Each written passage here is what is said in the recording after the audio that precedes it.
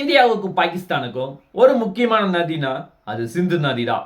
ஆனா சிந்து நதி கிட்டத்தட்ட 60 வருஷம் கழிச்சு இன்னைக்கு ஒரு மிகப்பெரிய ரத்த சைத்திரத்துல மாட்டி இருக்கு. ஏன் அப்படின்னா இதுக்கு மேல பாகிஸ்தானுக்குள்ள ஒரு சொட்டு தண்ணி கூட போகக்கூடாது அப்படின்னு சொல்லி இந்தியாவினுடைய பாரத பிரதமர் சிசிஎஸ் கமிட்டியின் மூலமா முக்கியமான அறிவிப்பை வெளியிட்டிருக்காரு. இது இந்தியாவுக்கும் பாகிஸ்தானுக்கும் எவ்வளவு பெரிய தொல்லைகளை கொடுக்க போகிறது, இது எல்லாத்தையுமே இன்னைக்கு இந்த பதிவில் பார்க்க போறோம். ஃபர்ஸ்ட் நம்ம பார்க்க போற ஒரு முக்கியமான விஷயம் அப்படின்னா, இந்தியா கடந்த 2 நாட்களா நிம்மதியா கிடையாது. 140 கோடி மக்கள் தொகை எல்லாரும் பேசிட்டு இருக்க ஒரு விஷயம் அப்படின்னா நம்ம பகல்காம் அட்டாக் மட்டும்தான் நம்ம சொல்றோம். ஆக்சுவலா இந்த பகல்காம் அப்படிங்கிற பகுதி மினி சுவிட்சர்லாந்து போல அப்படியே கண்கொள்ளா காட்சி மாதிரி இந்தியாவில் எப்படி இமயமலை ரொம்ப முக்கியமானதோ அது மாதிரி காஷ்மீர்ல பகல்காம் அப்படிங்கிறது ரொம்ப முக்கியமானது. ஆனா இங்க 28 அப்பாவி உயிர்கள், 2 வெளிநாட்டுக்காரங்க, ஒரு நேவி ஆபீசர் தான் மேரேஜ் ஆகி 1 வாரம் ஆகி அவுட்டிங் வந்திருக்கீங்க. இன்னைக்கு அவருடைய ஹஸ்பண்ட் உயிரோடு இல்லை, அவங்களுடைய ஒய்ஃப் கதடிக்கிட்டு இருக்காங்க. இந்த அளவுக்கு ரொம்ப கொடூரமான சம்பவத்தை பாகிஸ்தானுடைய அரக்கர்கள் பண்ணி ரொம்ப மோசமான சுச்சுவேஷனுக்கு இன்னைக்கு கொண்டு வந்து விட்டுருக்காங்க. ஆக்சுவலா இந்தியா எடுத்திருக்க ஒரு முக்கியமான வெப்பன் அப்படின்னா நம்ம டைரக்டா அவங்களை அட்டாக் பண்ணாம இன்டைரக்டா சிந்து நதி, பாகிஸ்தானுடைய உயிரே இதுதான், அதை வச்சுதான் பாகிஸ்தானுடைய பொருளாதாரமே இருக்கு, அது மேலேயே கை வச்சிருக்காங்க. அது மட்டும் கிடையாது, நம்ம வாகா பார்டர்ல இதுக்கு மேல ஒரு பாகிஸ்தான்காரர் கூட உள்ள வரக்கூடாது அப்படின்னு சொல்லி ஒரு ஸ்ட்ரிக்டான ரூல்ஸையும் போட்டிருக்காங்க. யார் உள்ள விசா வாங்கி உள்ள வந்திருந்தாலும் உங்க எல்லாத்துக்கும் மே 31 வரைக்கும் தான் உங்களுக்கு டைம். இதுக்கு மேல எந்த ஒரு விசாவும் அப்ரூவல் கொடுக்க மாட்டேன் அப்படின்னு சொல்லி ஸ்ட்ரிக்டான ரூல்ஸை நிறைய போட்டு பாகிஸ்தானுக்கு இன்டைரக்டா பிரஷர் கொடுக்க ஆரம்பிச்சிருக்காங்க. அதுல ஒரு முக்கியமான பிரச்சனைனா சிந்து நதி தான். 1960 இந்தியாவினுடைய பாரத பிரதமர் நேரு அவர்களும் அதே மாதிரி அப்போதைய பாகிஸ்தான் பிரதமர் அயூப் கான் இவங்க 2 பேரும் சேர்ந்து ஒரு முக்கியமான அக்ரிமெண்ட் சைன் பண்றாங்க. ஆக்சுவலா இந்த சிந்து நதி கிட்டத்தட்ட 6 முக்கியமான நதிகள் பாகிஸ்தான்லயும் இந்தியாவையும் ஓடிட்டு இருக்கு. இமயமலையில ஆரம்பிச்சு இந்தியா வழியா பாகிஸ்தான்ல போய் கடல்ல கலக்கிறது தான் என்னுடைய ஒரு முக்கியமான ஆறுகள் நிறைய இருக்கு. அதுவும் பர்டிகுலரா கரெக்டா சொல்லணும்னா இந்துஸ் நதி, ஜீலம் நதி, ரவி நதி, சுட்லஜ் நதி, பியாஸ் நதி, செனாப் நதி, இந்த மாதிரி பல்வேறு நதிகள் இருக்கு. ஆக்சுவலா இந்த அக்ரிமெண்ட்ல என்ன சொல்றாங்க, 3 நதிகள் இந்தியாவுக்கும் 3 நதிகள் பாகிஸ்தானுக்கும் கிட்டத்தட்ட சொந்தமானது அப்படின்னு சொல்லி பேசிக்கிறாங்க. ஆக்சுவலா அதுல முக்கியமானது பாகிஸ்தானுக்கு இந்துஸ் நதியும் ஜீலம் நதியும் செனாப் நதி. இது 3 நதியுமே நீங்க டேம் கட்டி டெவலப் பண்ணிக்கலாம் அப்படிங்கிறதா ஒரு முக்கியமான திட்டம். அதே மாதிரியே இந்தியா பியாஸ் நதி, ரவி நதி, சுட்லஜ் நதி, இது 3மே இந்தியா கண்ட்ரோல்ல எடுத்துக்கலாம். அதுதான் ஒரு முக்கியமான நோக்கம்.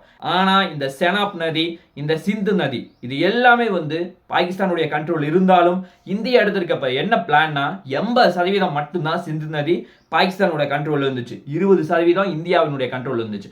ஆனா பேசிக்கா நம்ம புரிஞ்சுக்கணும்னா இமயமலையில் தான் இந்த நதியை ஸ்டார்ட் ஆகுது, அது இந்தியாவை கிராஸ் பண்ணி தான் வரணும். அதனால நம்ம என்ன பிளான் பண்றோம், நீங்க 1960 என்ன வேணாலும் அக்ரிமெண்ட் போட்டுக்கோங்கப்பா, எங்களுக்கு கவலை கிடையாது, நாங்க டோட்டலா ஸ்டாப் பண்ண போறோம் அப்படின்னு சொல்லி இப்போ ஸ்டாப் பண்ணியிருக்காங்க. இமயமலையில ஆரம்பிச்சு பாகிஸ்தான் போக கூடாது, ஒரு செட்டு தண்ணி கூட நாங்க போறதுக்கு விட மாட்டோம் அப்படின்னு சொல்லி மிகப்பெரிய அட்டாக்கும் பண்ணியிருக்காங்க.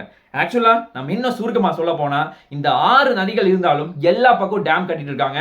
ஆனா இந்த சிந்து நதியில மட்டும் இன்னும் டேம் ப்ராசஸ் பெரிய லெவல்ல கான்ட்ரிபியூட் கிடையாது.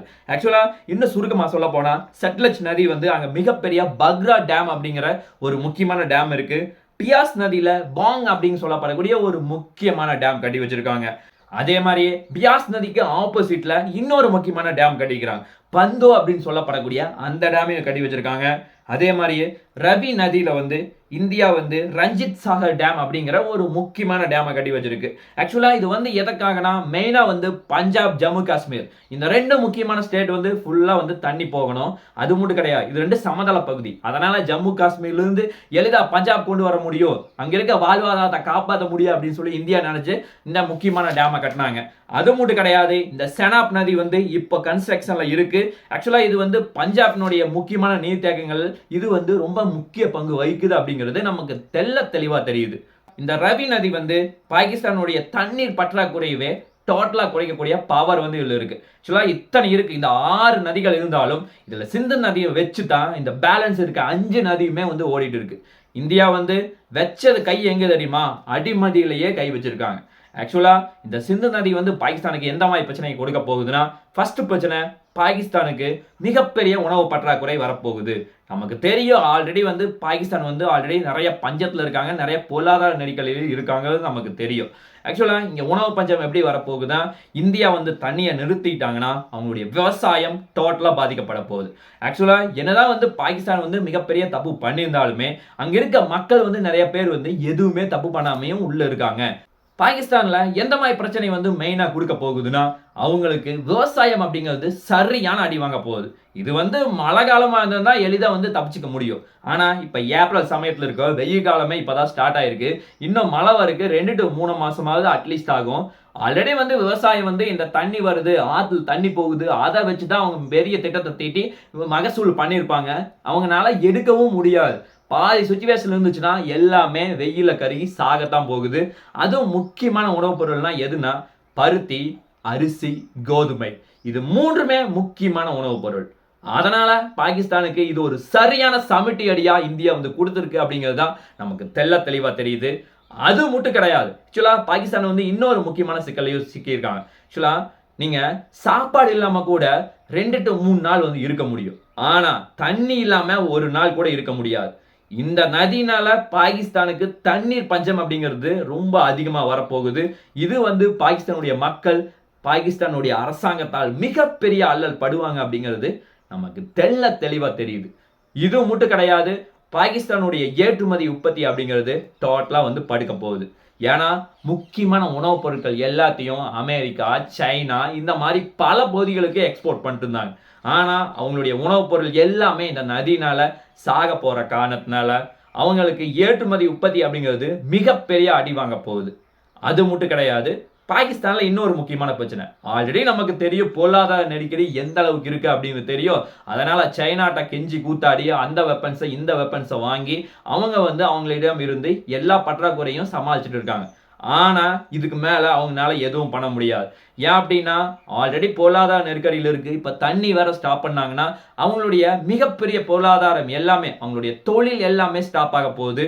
அது மட்டும் கிடையாது. பாகிஸ்தான்ல மின் பற்றாக்குறை அப்படிங்கிறது ரொம்ப அதிகமாக போகுது. அது எப்படிப்பா அப்படின்னு கேட்டா, இத நீர் மூலமா தான் நீர் மின்சாரம் தயாரிச்சு பாகிஸ்தானுடைய மக்களுக்கு வந்து கரண்ட் சப்ளை பண்ணிருக்காங்க. அதையும் வந்து இப்ப தண்ணியவே ஸ்டாப் பண்றாங்க. கரண்ட் ஜெனரேட் பண்ண முடியாது.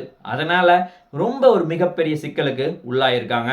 இது எல்லாமே பாகிஸ்தானுடைய மக்களுக்கும் பாகிஸ்தானுடைய அரசாங்கத்துக்கும் சரியான சமிட்டி அடியா தான் இது இருக்க போகுது. இது இந்தியா வந்து இன்னும் டைரக்டா வந்து எப்ப அட்டாக் பண்ணுவாங்க, அதாவது இல்ல சைலண்டா இருந்து உள்ள போய் இறங்கி அடிக்க போறாங்களா, இல்ல டைரக்டா உள்ள இறங்கி அடிக்க போறாங்களா அப்படிங்கிறது நாம் பொறுத்து தான் பார்க்க வேண்டும். ஆனா வாட்டர் வார் அப்படின்னு சொல்லப்படக்கூடிய ஒரு மிகப்பெரிய போர் வந்து இப்ப ஆரம்பிச்சிருச்சு அப்படின்னு சொல்லலாம்.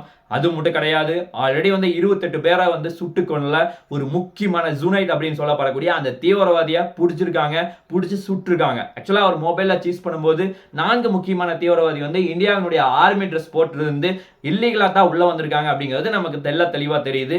இந்த 28 பேரை எதுக்கு தான் அவங்க கொன்னாங்க? அவங்களுக்கு இவங்களுக்கு எந்த சம்மதமுமே கிடையாது. எல்லாரும் வெளியூர்ல இருந்து டூரிஸ்ட்க்கு வந்தவங்க. கடைசியில ஹிந்துவா முஸ்லிமா செக் பண்ணி கொள்ற அளவுக்கு நம்ம நாடு என்ன மோசமான நாடா? நீங்க தான் தீவிரவாத நாடு. யாரை வேணாலும் அடிப்பீங்க, எங்க வேணாலும் போய் சுட்டு வீழ்த்துவீங்க. ஆனா நாங்க அப்படி கிடையாது. அடிச்சா திருப்பி அடிக்க மாட்டோம்லாம் கிடையாது. திருப்பி அடிச்சா நீங்க தாங்க மாட்டீங்க. அது வந்து கொஞ்ச நாள்ல நடக்க போகுது. இந்தியா கூடிய விரைவில் அவங்களை அடிச்சு நொறுக்கத்தான் போறாங்க. பாகிஸ்தான் பார்க்கத்தான் போகுது. ஆல்ரெடி வந்து இந்த விஷயத்துக்கே பயந்துட்டாங்க. இதுக்கு மேல நம்ம போற ஒவ்வொரு அடியுமே அவங்களுக்கு இடியா மட்டும்தான் இருக்க போகுது. திரும்பி ஒரு நாள் கூட வரக்கூடாது அப்படின்னு நம்ம கண்டிப்பா நம்ம வேண்டிக்கலாம். இது எந்த அளவுக்கு போகும் அப்படிங்கிறத நாம் பொறுத்துதான் பார்க்க வேண்டும். பார்க்கலாம் என்ன நடக்குது என்று சொல்லி நாளைக்கு இன்னொரு நல்ல ஒரு வீடியோவில் உங்களை நான் சந்திக்கிறேன். நன்றி, வணக்கம், தேங்க்யூ, ஜெய் ஹிந்த்.